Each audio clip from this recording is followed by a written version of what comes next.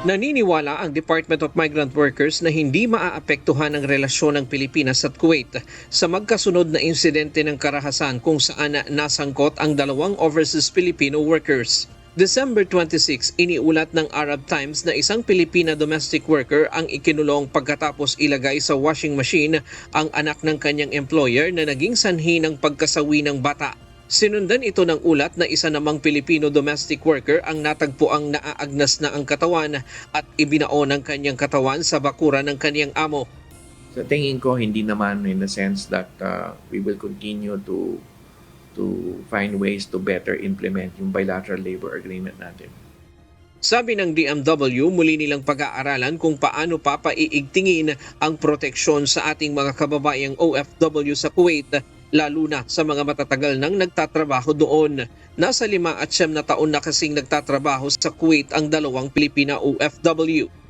Pero ito lang, talagang yung mga ganitong nakakalungkot na mga pangyayari ay kailangan muling buksan ang usapin ng ano ang ganap na proteksyon na maaaring ibigay sa OFWs, lalo na sa sitwasyon nitong kababayan natin.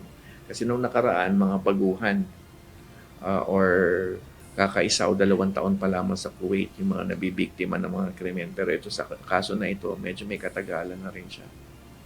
So, isa sa mga titignan natin ngayon ay paano pa mapapaigting ang proteksyon sa mga OFWs doon na medyo may katagalan na rin doon. Taong 2018, ipinatupad ang total deployment ban ng mga manggagawang Pinoy sa Kuwait matapos ang insidente ng pagpatay sa ating mga kababayang OFW doon. Subalit binawi rin ito pagkalipas ng ilang buwan pagkatapos lumagda sa kasunduan ng dalawang bansa sa MOU na layong protektahan ng mga Pilipinong manggagawa. Sa ngayon, tanging first-timer OFW lamang ang bawal magtrabaho sa Kuwait.